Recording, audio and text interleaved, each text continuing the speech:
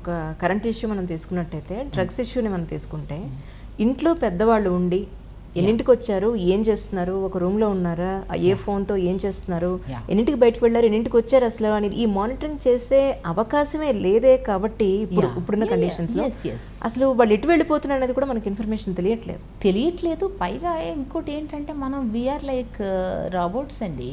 మన ఇండియాలో మన సిస్టమ్ కూడా పిల్లలు వస్తే నువ్వు ఏం చదువుతున్నావు అని అడుగుతాం, కానీ ఇంకా వేరే ఏ విషయాలు డిసైడ్ చేసేస్తాం. వాడు ఐఏఎస్ అవ్వాలా, లేకపోతే వాడు పోలీస్ అవ్వాలా, లేకపోతే వాడు ఏదవ్వాలి, డాక్టర్ అవ్వాలా, ఇంజనీర్ అవ్వాలా, అమెరికా వెళ్ళాలా, దుబాయ్ వెళ్ళాలా, పుట్టినప్పుడు అన్నీ డిసైడ్ అయిపోతాయి. మొత్తం జాతకం రాసేస్తాం మనం. రాసేసి ఇంకా దాంతో మొదలవుతుంది అనమాట. 3 yearsకే పిల్లల్ని బిలీవ్ మీ, నేను మా అబ్బాయిని directly I put him in the 6th standard. 6th? Yes. Nursery, LKG, ఏమి చదివి ఏదో 2 రోజులు వెళ్ళి వచ్చేవాడు అంతే. ఎందుకని? ఎందుకంటే he was not very much incline to go to school, SIT in that small chair, చిన్న టేబుల్. వాడికి ఇష్టం ఉండేది కాదు. మిగతా పిల్లలతో కోపం అవ్వగలిగాడా మరి? హ్యాపీగా he was very very meritorious.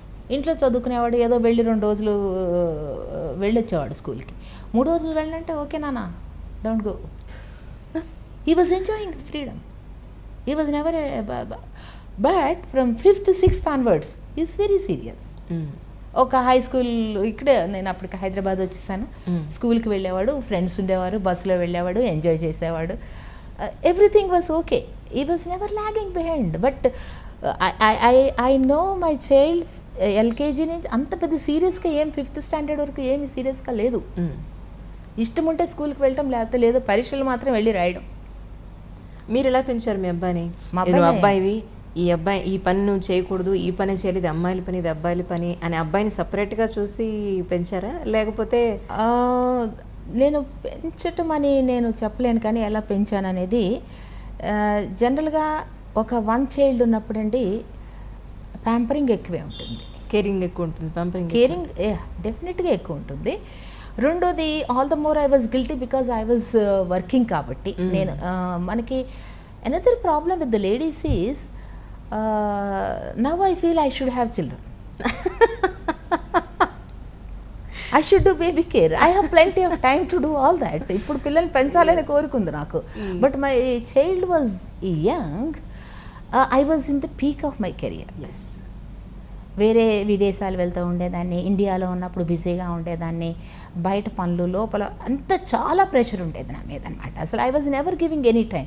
ఇంటికి వెళ్ళేటప్పుడు ఏదైనా పైగా ఎక్కువ రోజులు బయట జిల్లాల్లో తిరుగుతూ ఉండేదాన్ని, ఇంట్లో ఉండేదాన్ని కాదు. ఏదైనా వచ్చినప్పుడు మాత్రం ఇన్ని గిఫ్ట్లో, ఇంత ఫుడ్, ఏదో ఒకటి, వాట్ ఎవర్ హీ లైక్స్. అలా ప్యాంపరింగ్ అంటే ఆ రకంగానమాట. బికాజ్ మనం రెగ్యులర్గా ఇంట్లో ఉంటాం కాబట్టి. రెండవది ఏంటంటే, చదువు ప్రెషర్ నేను చేశానని చెప్పను, కానీ but certainly I was giving him a direction. But the child is also very independent in the sense, maths exam అంటే ఫిజిక్స్ చదువు. మ్యాథ్స్ ఎగ్జామ్ అంటే ఫిజిక్స్ చదవమని చెప్పారా? I never put him on the track. Okay, ఏదో చదువు. Remotely I use to monitor.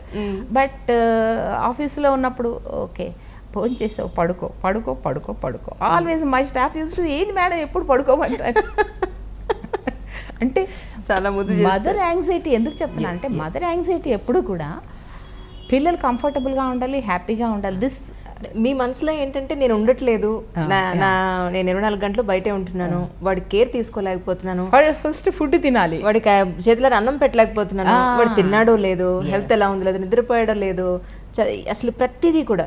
ఇటువంటి పరిస్థితుల్లో అక్కడ వర్క్లో ఎప్పుడన్నా బాబు గుర్తుకు రావడం, అక్కడ వర్క్ మీద కాన్సన్ట్రేట్ చేయలేకపోవడం, ఎందుకు వచ్చింది ఈ అసలు వద్దు, ఈ ప్రొఫెషనే వద్దు అనుకున్న రోజు ఎప్పుడైనా ఉందా? అలా లేదండి, నాకు అలా లేదు. బట్ ఏంటంటే, నేను I was pampering, certainly I was pampering. I was sending him food. ఆఫీస్లో ఉంటే ఏదైనా తీసుకెళ్ళి చిన్న క్యారేజ్ ఇంట్లో పంపించడం, అట్లా చేసేదాన్ని. చదువు విషయంలో ఓకే ఎలాగైనా మంచి స్కూల్లో వేస్తే ఆటోమేటిక్గా వాళ్ళే చదివించేస్తారు. మనమే ఇంక పెద్ద స్కూల్ అనేది ఇంపార్టెంట్ అనుకుంటున్నాను నేనైతే. స్కూలు ఆ పేరు గ్రూప్ ఉంటుంది, వాళ్ళు ఏదో చదువుకుంటారు. బట్ నేను తల్లిగా ఎప్పుడు బాగా భోజనం చేయి, బాగా పడుకో అనే చెప్పడమే నాకు గుర్తు. Only one time I remember I had to concentrate on him and he also wanted me to concentrate. Okay. అమ్మ నువ్వు నాతో ఉండాలి. ఎప్పుడండి? ఇంటర్మీడియట్ అయిపోయిన తర్వాత ఇవన్నీ పరీక్షలు రాయాలి కదా, ఐఐటి ఇవన్నీ రాయాలి ఎగ్జామ్స్. అప్పుడు ఒక 1 month completely I shut my self from the external world and he also asked me, అమ్మ నువ్వు సెలవు పెట్టేసి నా దగ్గర ఉంటే చాలు, నా పక్కన కూర్చుంటే నేను చదువుకుంటాను అనేవాడు. That was the only time.